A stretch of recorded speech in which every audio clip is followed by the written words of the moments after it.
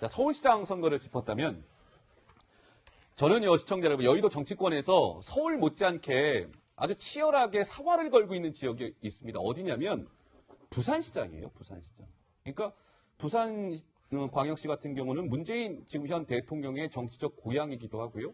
그래서 이제 그 민주당 쪽에서는 부산시장 이번에는 우리가 기회인 것 같은데 잘하면 이길 수 있을 것 같은데 이런 거고요. 한국당 입장에서는 어떻습니까? 부산시장 놓쳐서는 안 됩니다. 그래서 이게 치열하게 맞붙고 있는데 부산시장 선거를 우리가 유심히 봐야 되는 이유를 좀 더 노은지 기자가 깊게 한번 설명해 볼까요? 네. 네, 나가서 설명을 좀 드리도록 하겠습니다. 부산이 왜 중요한지를 제가 이 PDP 화면을 통해서 한번 준비를 해봤는데요. 관선에서 민선으로, 그러니까 지역 유권자들이 직접 시장을 뽑기 시작한 이후로 이렇게 4명의 시장이 있었습니다. 역대 시장이 이렇게 4명인데 보시면요. 문정수, 안상형, 허남식, 그리고 지금의 서병수 시장까지 밑에 당 이름이 이렇게 적혀있죠. 신한국당, 한나라당, 새누리당, 자유한국당 모두 보수정당입니다. 이렇게 진보의 무덤이라고 불릴 정도로 부산시장에서 보수정당이 단 한 번도 시장 자리를 놓친 적이 없었기 때문에 상당히 중요하다 이렇게 볼 수가 있을 텐데요. 여기서 한 명의 중요한 인물이 등장을 합니다. 노무현 전 대통령도 부산시장에 도전을 한 적이 있습니다. 기억하실지 모르겠는데요.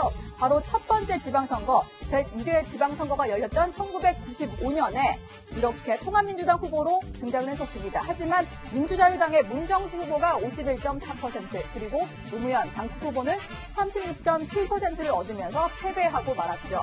사실은 이 지역에서 김대중 전 대통령이 영호남의 모든 권력이 동등해야 한다 이런 지역 분권선을 주장을 했는데 이게 오히려 지역 감정을 자극하는 바람에 노무현 당시 후보는 선거 유세 현장에서도 상당히 냉대를 받게 됩니다. 당시 유세에 동행했던 안희정 충남지사가 이렇게 회고를 했는데요. 그 목소리 들어보시죠.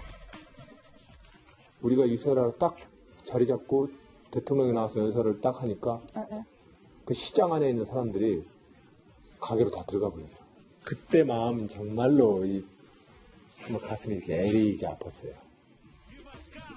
네, 저렇게 현장에서도 냉대를 받고 선거에서도 패배를 했는데 노무현 전 대통령의 도전은 여기서 그치지 않았습니다. 여러 번 도전이 이어졌는데요. 이렇게 4번 수차례 도전을 했죠.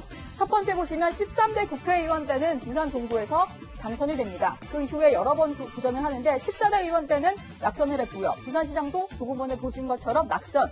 그리고 마지막 2000년에 부산 북 강서을에서 등장을 했지만 또다시 낙선을 하게 됩니다.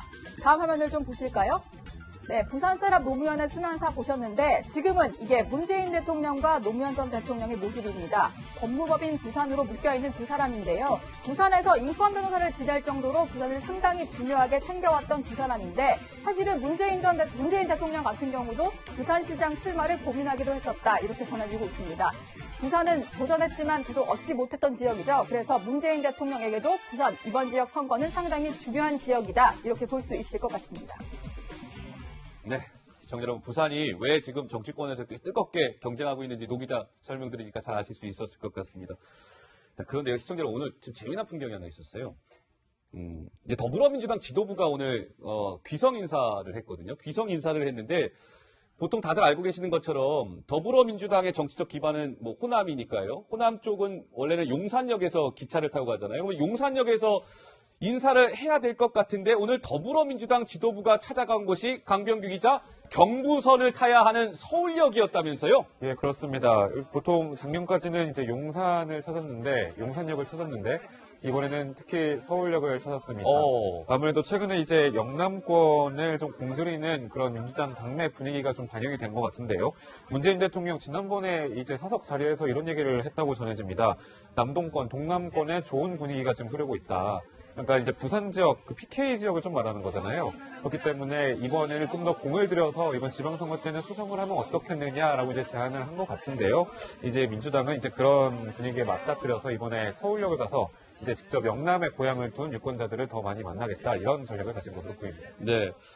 그렇지 않습니까? 황성균 의원이. 그러니까 뭐 사실은 용산역은 이제 호남선이고 서울역은 경부선인데 오늘 경부선이 있는 서울역에서 추미애 대표랑 인사했다는 거는 우리가 그만큼 이번에 영남, 특히 부산 이런 데 얼마나 민주당이 신경을 쓰고 있다는 걸 저 장면을 통해서도 우리가 쉽게 알 수 있을 것 같거든요. 좀 전에 네. 노은지 기자께서도 잘 말씀해 주셨다시피 그 친노의 정치적 고향은 부산입니다. 그리고 바로 지금 문재인 대통령도 부산에서 뭐 거제도에서 태어났다고 하지만 부산에서 계속 자라갔고 초중고등학교를 나오고 그다음에 부산에서 국회의원을 했지 않습니까? 즉 다시 말해서 더불어민주당의 기반은 호남이라 하더라도 지금 문재인 대통령과 그다음에 과거의 친노 친문 그룹의 정치적 고향은 부산입니다. 이것을 어떻게든지 뺏어야 된다는 생각을 하는 거고요. 근데 또 여당 입장으로 볼 때, 그러니까 야당 입장으로 볼 때, 자유한국당 입장으로 볼 때는 바로 부산마저도 놓쳐버리면은 그야말로 이제 선거에서 지킬 곳은 이제 경북 정도밖에 없어지는 그런 상황으로 몰리게 되죠. 예. 그러다 보니까 굉장히 이번에 지방선거의 가장 핵심적인 격전지로 부산이 되고 있습니다. 예, 그렇군요. 알겠습니다. 아까 노무현 전 대통령이 이제 부산시장 선거 출마해서요, 낙선한 게, 95년입니다. 96년이 아니고, 부산시장 선거에서 낙선한 해는 95년이라는 거 저희가 바로 잡고요. 자, 그렇다면 빙상장으로 한번 가보시죠. 지금 부산, 뜨겁게 달아오르고 있는 부산. 현 결승선에 도달해 있는 사람은 현직 부산시장인 서병수, 자유한국당 소속입니다. 서병수 시장이 있다면 지금 치열하게 서병수 시장의 저 결승선을 내가 먼저 도달할 거야라고 하면서 지금 열심히 준비하고 있는 오거돈 전 해양수산부 장관입니다. 노무현 정부 당시에 해수부 장관을 했는데 어떻습니까? 지금 노 기자, 이 오거돈 전 장관 같은 경우는 부산하고 사실 인연이 굉장히 많잖아요. 그렇죠. 예. 부산에서 노무현 정부 시절에 해양수산부 장관을 지냈습니다. 그리고 부산 해양대 총장을 지내기도 했는데 부산에서 그리고 지난번 선거 때요. 2014년 지방선거 때 서병수 시장에 맞서서 무소속 후보로 나온 적도 있었거든요. 그래서 부산 하면은 늘 거론이 되는 게 바로 오거돈 전 장관인데 사실은 이제 2008년에 부산 해양대 총장을 하는 바람에 그때 민주당을 탈당을 해버렸습니다. 왜냐하면 지역구의 어떤 그 총장을 지내면서 당적을 가질 수가 없었기 때문인데요. 그 이후에 계속해서 뭔가 선거를 나서면서도 민주당에 들어가지 않다가 최근에 다시 입당을 했습니다. 그래서 얘기가 나오는 게 민주당에 복당을 하면서 뭔가 선거를 준비하려는 거 아니냐 이런 얘기가 나오고요.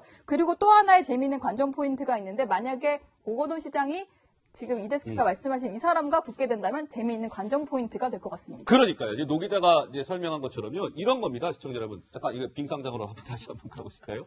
일단 여권 내에서는 이런 겁니다. 노무현 정부 당시에 해양수산부 장관을 지낸 오거돈 전 장관이 있고요. 또 한 명 지금 더불어민주당 후보로 물망에 오르고 있는 인물이 있거든요. 누구냐면 바로 이 인물입니다. 김영춘 장관인데요. 여기서의 공통점이 하나 있죠.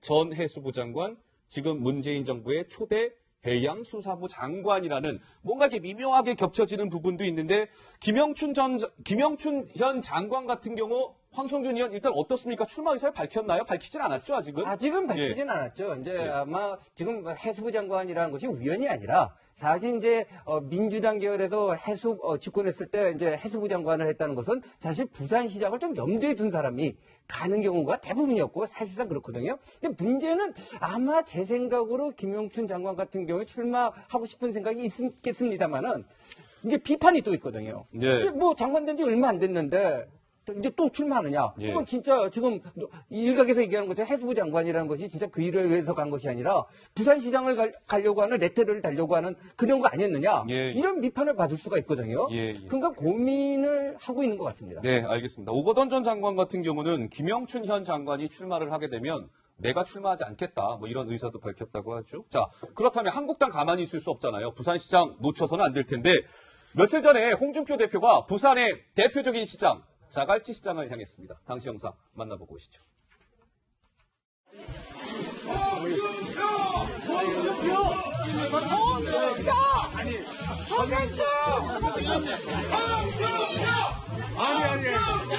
서명수 허는 서명수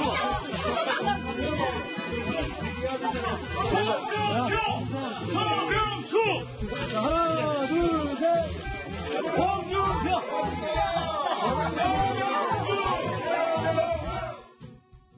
네, 민주당 지도부가 오늘 서울역을 찾았던 것처럼요. 홍준표 대표도 이제 부산이나 대구 이쪽 지역을 많이 찾아서 좀 공을 들이는 모양새입니다. 지방선거 전까지 치열한 대결이 좀 펼쳐질 것으로 보입니다. 예, 알겠습니다. 자, 설 연휴 이제 내일부터 본격적으로 시작되는데요. 설 연휴를 앞두고 저희가